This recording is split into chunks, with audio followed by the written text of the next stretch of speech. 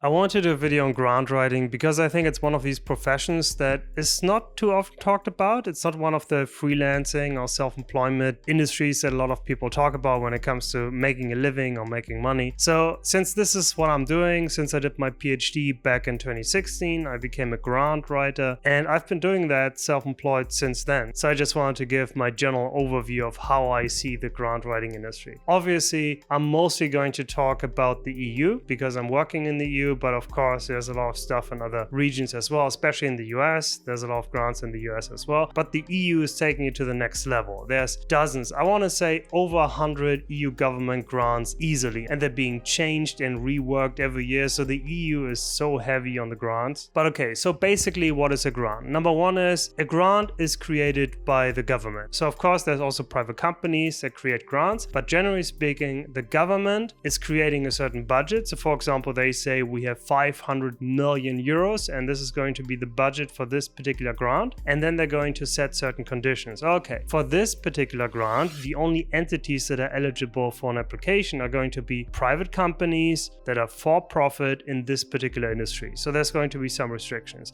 and every single project can only ask for, let's say, 1 million per project. With 500 million budget, 500 projects can be funded. But there's a lot of different grants. There's grants that are for government institutions, some regional development stuff. There's grants that's going to be for research institutions and universities. But generally speaking, the government comes up with a total budget. How much money do you want to spend on this? And then they're going to define, okay, what exactly does the project have to be? What is the industry? What are the conditions? What are the restrictions? And then there's going to be an applicant, and there's going to be you in between, because obviously you're a grant writer, so you're going to help the applicant access that project. So pretty simple. Then these are generally the types of entities that I'm seeing. Number one is obviously a nonprofit. Grants are super popular when it comes to nonprofits, which makes sense because this is the only funding that I can get. If you're a for-profit company, you got angel investors, VCs, bank loans, government grants, you got everything. If you're and obviously bootstrapping, making your own money. So if you're a company that is for-profit, of course you're going to have so many different sources where you can make money. If you're a non-profit, no investor is going to give you any money. It's all grants. So actually what I see, especially when it comes to groups about grant writing, it's all non-profit. I would actually say that the majority of grant writing probably is non-profit,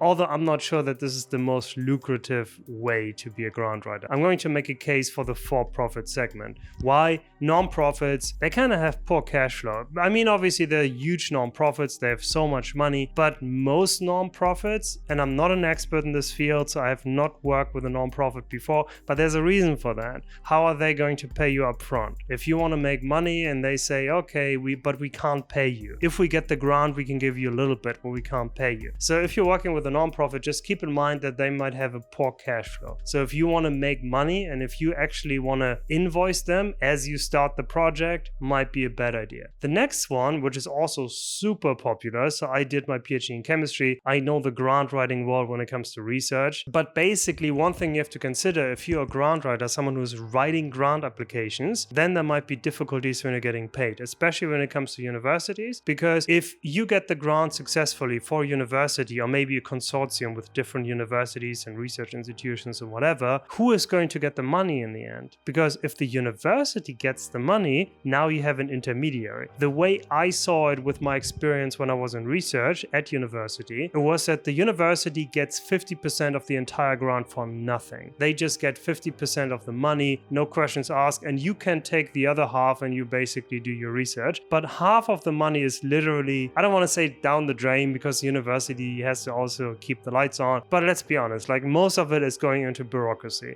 like a needless, meaningless bureaucracy, especially at universities. But there's something to consider, because let's say you're working as a grant writer, now you're successful, they get a huge grant, let's say whatever, 2 million, 5 million euros, and you want to send them a huge invoice as a success fee, and they're going to say, oh, we can't pay you like 200,000 as a success fee. We have certain restrictions as a university. Oh, this contract is invalid. Who knows what they're going to come up with? So you kind of have to wiggle your way around it with research institutions. And what I've seen, people who are doing very well doing grants for research institutions, they actually put all of their cost when they get the grant into to project management. So after they get the project funded, they're just going to pay themselves a lot for project management. And this is obviously bureaucracy. This is something that universities like. Okay, something to consider. There's going to be an intermediary, so you have to be clever about how you set up the contract. And then the third one, I think it's the easiest one. This is the one that I'm doing exclusively, and that is for profit. They usually have good cash flows. They usually have money, angel investors, VCs. They usually have enough money to pay you. And honestly, a lot of companies that get these grants, especially in the for-profit field, these are the most interesting companies that probably have enough money and don't need the grant. This is like the dirty little secret, but it doesn't really matter. They have good cash flow. So for-profit is usually pretty good. And if they get a huge grant on their bank account, they can pay you whatever. If you have a contract that says they have to pay you whatever how much, there's going to be no issues with them just transferring the money. There's no intermediaries, there's no middleman, the money's just going to come. And the next one, if you want to consider, okay, who do I want to work with? And this is very simplified, but you have so many different options on how you can be a grant writer. So number one is obviously with nonprofits, there's a lot of social stuff, a lot of impact stuff. So you gotta really understand the field in order to work on that, because this changes the way you would write a grant application. All of the commercial strategy and all of the science and technology background that you would need for universities or for-profit companies, you don't need that for, let's say, some non-profit that is helping people access water. Everything is going to be, I want to say, dumbed down, but you have to really push the buttons when it comes to social stuff and the impact stuff. I would actually say this is probably the easiest, the non-profit, probably the least money you can make, but it's probably the easiest to do. And then research and development, I think this one is super interesting because I'm obviously a technical person, because I did a PhD in chemistry. So this is actually very interesting because there you have to have very in-depth knowledge of science and technology in general. If you're a grant writer, obviously one of the biggest issues you're going to face is that, hey, every grant you can do has a completely different topic. So let's say you work with just for-profits and they're all in different industries. Now you kind of got to know all these industries. At least you have to be smart enough to figure out all these different industries. And let's say you work with R&D institutions or companies, and now you have to write something about chemistry, and now biotechnology, and now AI and large language models, and now you have to go to quantum computing. If you have to jump, and medtech clinical trials, if you have to jump between all these different things, you really have to have a knack for, I want to say, science and technology in general. If you're someone, okay, I can write a grant, but I'm really not good at getting into the technical details, then avoid research institutions. If you say, okay, I want to write a grant for a for-profit company, and you also say, hey, I'm really bad at commercial stuff, I'm really bad at market stuff, I just can't write stuff like that, then obviously forget it. So if you're looking at all these things, there are certain knowledge areas that you have to cover, and they can be ridiculously broad, but also ridiculously deep. Because they can be very broad because you have all these different fields, but also very deep because you're going to have something about a very particular niche within that field, and you have to understand a lot. So this is what you have to consider. So what I'm doing is I'm basically combining research and development and for-profit. I'm working with for-profit companies that are very often university spin-offs, and they have a new innovation that they're bringing to market. So I'm kind of combining the other two. Also social and impact quite a bit because the EU is very... it's politicians and governments. It's like government on top of government. We have managed in the EU to have an entire body of bureaucracy for every single country. And then we thought it would be a good idea to have another layer of bureaucracy over all these other companies. I think this makes the EU probably extremely inefficient and money wasting. But yeah, so it's also very social impact, broad impact, gender balance, diversity, all that stuff. So basically what I'm doing, I need to know all three. But generally speaking, these are the three options. And then the next one, if you actually want to be a grant writer, I think the most important thing to consider is this the right thing for you? And I know there's like a lot of people who talk about how to make money, like Grant Cardone and whatever, Alex something, like all these, Ty Lopez, like all these people, they're talking about that stuff. But my issue with that is always that it's not industry specific. You can't teach someone just how to make money because there has to be some value generated, value exchange, and they want to build a career. Like in the end, they want to build a career. Of course, you can just make money. You can trade, you can speculate, but no matter what you're doing, you have to really immerse yourself in this. And for you to immerse yourself in that, you should have a talent for it. You should have an interest in it. It should be something you want to do. So I think this is always the first thing. And I have friends who think like that and say, hey, I just want to make money. I just want to make money. I'm always thinking, okay, figure out what you want to do. Because if you want to start learning a certain way to make money, but you hate it, it's never going to work out. Because if you hate it, then you're going to self-sabotage the entire way. If you love it, if you really have a talent for it, then even if there's going to be a lot of trouble and it's going to take you years to build something, you still have a high chance to succeed because you like it enough to just stick with it. It's like being married. If you hate your partner, it's not going to work. If you really, really like your partner, even if it gets rough, you're going to make it work because you really, really like them. So what I always say, not just for grant writing, for any type of thing you want to do, there are 3 things you want to look at: talent, skill, and timing. Number 1 is the talent. Talent is what you learn very, very quickly, or what you learn faster than other people, or things where you feel like you have a natural way of understanding it. So for example, let's say when I was doing sports, I would always have a talent for martial arts, but I had no talent at all for any sport that involved in a team playing with a ball. Can be soccer, can be basketball. I was always really, really bad at these, but I was always good at the individual sports. So whenever it came to just moving my body, I would be really good, but I would be really bad at all of this team stuff. So clearly, if I would have applied myself and I would have forced myself to learn it, then I would have probably also been good in these things. But I just loved the other stuff more. And because I loved it, I actually applied myself more deeply and I actually put more time into it. So if you have a job, obviously, that you're going to hate, you don't want to have the extra time that you're working on it. So number 1 is the talent. What is the language that you naturally speak? And you have obviously no skill in the beginning, but you pick it up faster than other things. So I think it's really important to figure out what is the talent that you have. And number 2, obviously, is then to build it into a skill. Because if I have a talent for playing basketball, if I have a talent,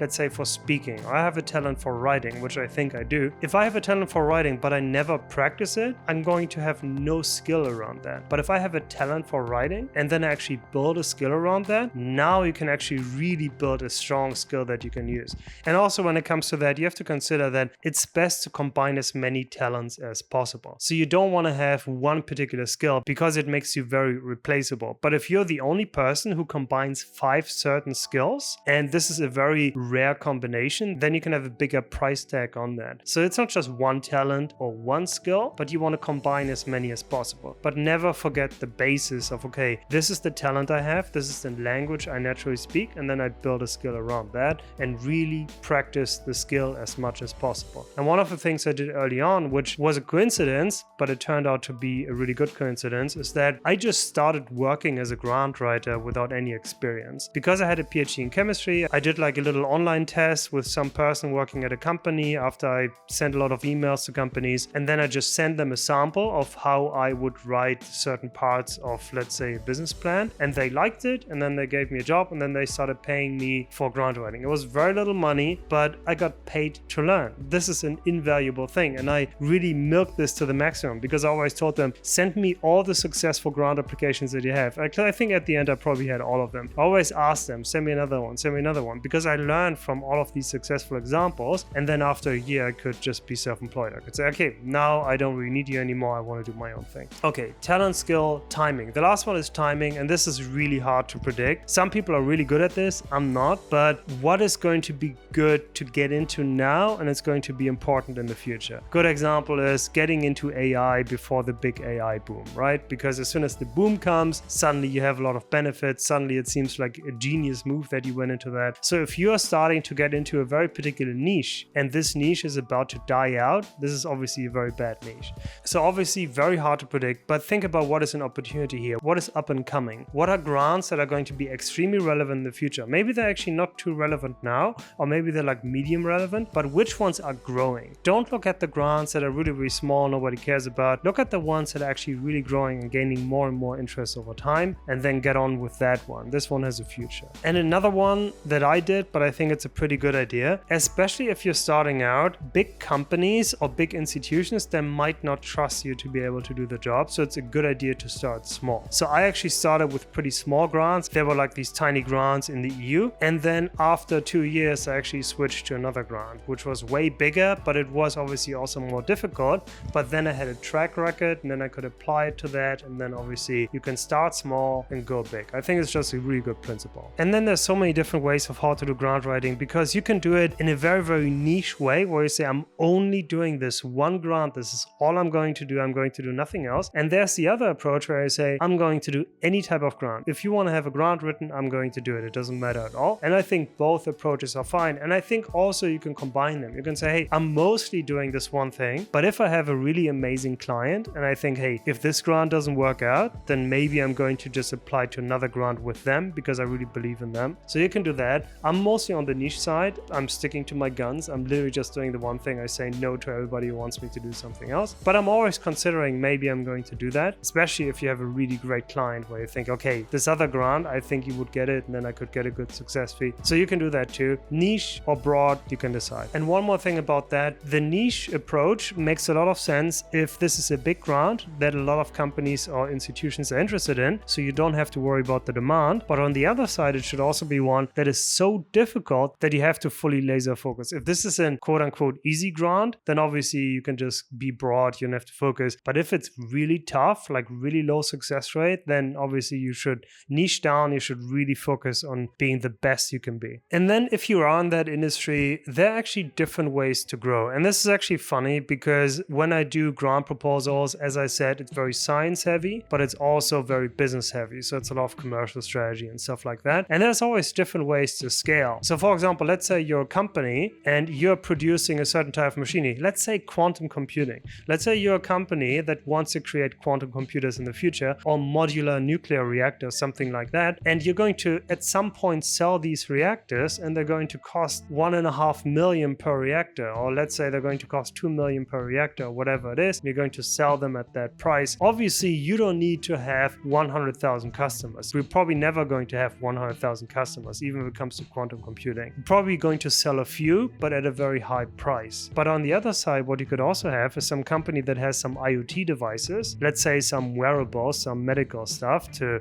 identify knee pain or something. And then maybe you can only sell your device for $50 and then you're going to need millions of customers in order to make money that VCs would actually care about it. So there are different ways to scale. When it comes to grant writing, and I saw this early on, and obviously I can talk about both ways, but generally speaking, you can be solo or you can grow a team. What I've seen is that when you grow a team, no matter what you do, you're always going to start sacrificing the quality. It's not going to be bad. There's a lot of companies, grant companies that are really big and they're doing super well, but there's always going to be compromises. Even the ones that are doing super well, they mess up more than they should just because they're just a big company. Every once in a while, they have a writer who doesn't know what he's doing, or they're going to have trouble keeping the quality up for whatever reason. So number one is you can stay solo and you can really focus on quality. And then obviously also you should have good contracts that even if you work with very few companies, you're going to be paid very well. But on the other side, you can be a little more high throughput. You can say, okay, I'm going to take on way more clients and I'm going to hire people. It can be freelancers, can be actually in-house hires. You can choose how you want to do this. But then you're going a little more on the quantity side, because if you're starting to take on a lot of projects, maybe not all of them are a good fit. If you have very few clients that you're taking on, you can really select. If you take on a lot, then at some point you have to take on some that you actually wouldn't take on if you had the choice, but you have to because you have the staff you have to take care of, and obviously you need the money come in. So quality versus quantity, solo versus team. And if you actually want to go solo, you have to consider that you're going to need a lot of skills. And I said before, it's good to combine a lot of talents, but outside of all the stuff you need with the grant writing, which can include video editing, it can be interview coaching, it can be whatever, a lot of knowledge that you're going to need depending on the type of grant you're doing, science and technology, business, industry. But outside of that, if you're doing this as a freelancer or solo, you're going to need a lot of other skills. So strategy and disruptions, grants change all the time. There's always going to be things. And if you're fully niched on one thing and then it disappears, you're going to be in trouble. So you have to really view this as a business because these things keep changing. And also marketing, finance, sales, legal negotiations. There's so much stuff you have to deal with. You have to take care of your online presence, social, your website. So you're going to need a ridiculous amount of skills. So if you want to do this solo, you're going to do the job of 6 people. It's going to be a lot. And one of the most important ones, especially if you're working alone, is visibility. And I see this with a lot of freelancers. The worst thing for a freelancer is a freelancer that is not being seen. Because if you're not being seen, nobody knows you exist. And then you can say, okay, what am I going to do? You can run Google ads, you can do Facebook ads, you can do word of mouth, you can go to conferences and so on, but you need to have visibility. And one thing I often see is that people just don't want to put themselves out there. They're like saying, okay, I'm doing this thing in this particular industry, and it would make a lot of sense for me to start a podcast just for visibility. It doesn't have to be a big podcast. I just need to put stuff out, but they keep procrastinating it because they just don't want to put themselves out there, or they're not writing the blog posts that have their own voice, or they're not on social. So I think this is a really important one. And I'm not an extrovert. I'm not someone who, hey, let's go to the next conference. But I put myself out there all the time because it's free, number one, and two, it just increases your visibility. People find your website, you're on Google search results, and there's so many things you can do today. And you don't have to do everything. Just do the things that are natural to you. And then I guess the most important part, how do you make money? So I'm viewing quite a few different models. So I'm kind of doing all of them because obviously I'm kind of always experimenting. But number one is obviously the writing. You write a grant application. If you're smart, obviously you take money up front to do the work. And then if you succeed, you get a huge success fee. This is the model. This is how I would recommend anyone to do it. You can also take no upfront fee and do just a success fee. And I've done that too. It worked out once and it didn't work out the other time. But generally speaking, the problem is if you're just working on success fee, meaning that if you manage to get the grant, only then do you get paid. And let's say there's a 3% chance for you getting the grant. And then obviously you have to do quite a lot of magic to get this thing funded. Or even if it's 10% chance, which is also quite low, you just have to consider what is the commitment of the company. Because I know companies that are doing just success based on a larger scale, which you need. You can't do it, I think, alone. If you do it alone, then probably going to run out of money at some point. But one of the problems if you're just doing success based and you're not going to get paid up front is that the client might not be very invested in your writing process. So let's say a company pays you a certain amount up front. They have now invested in this process, and if you ask them a question, they're going to answer, they're going to make this work. If you're working with a company and they haven't paid you anything, they signed a contract, but if you don't get the grant, they never have to pay anything. Maybe they're just going to say, yeah, he can just do it and he can just work on it, and then we're going to see if we are successful. So obviously they might not be committed. And this is something I've seen when I try to do the success based. Once I actually was successful, so I did just success based, asked for a huge success fee, and I was lucky enough to be successful. And then on the other side, once I tried to do a success based one, but the company was just ghosting me at some point, so I just canceled the contract because it was just not worth it. If you're doing success based, they might not be invested. So that's number one. You get paid for the writing and you get paid for success. But there's also other models. So for example, another one is the advisory model. In that model, you don't write a thing, but because you are the expert in a certain grant, if you have niche down, you have the visibility, then companies might come to you and they say, hey, you don't need to write for us. We just want you to review our stuff and tell us how to write it, and we're going to do it. You can still charge a success fee and you can still charge an upfront fee, obviously a lower one, but this is another model and it's very easy to scale that way because it doesn't take too much time because you don't have to write. So that's the alternative version. And there's also other stuff. So for example, I mentioned this before, you can, for example, do project management. Let's say you get a project for a company and the project is 2 years. You can say, hey, I'm going to be your project manager. I'm going to do all the reporting for this grant agency, and I'm going to manage the consortium or whatever is going to happen. I'm going to make sure everything is on budget and on track, and I'm going to be paid for that. You can do that too. I personally don't do that. I just like to get a grant and then I'm out. It's kind of like a very clean model, but I know, as I said, like people that make very good money just doing project management. And also a really good opportunity, just as someone who is self-employed, is just to do smaller gigs. So for example, let's say a company comes to you and say, hey, we applied for a grant, we got rejected, we need help with the improvement. And you can say, okay, I make you a special offer for this. I'm just going to review your application for a certain amount. Or maybe a company says, hey, we got invited to an interview, we don't know how to deal with it. And okay, I'm going to do your pitch coaching. So you can do stuff like that. Or you can create a training program where you say, okay, this is how you write these particular grants, and you can sell the training program. So you can do all of that. But I have to say, sounds like the two on the left are really good ways to make money, but the ones on the right are actually the best way to make money. Success fees are usually the best ways. So advisory and writing are actually the most lucrative, and training and services, all that stuff is kind of on the side.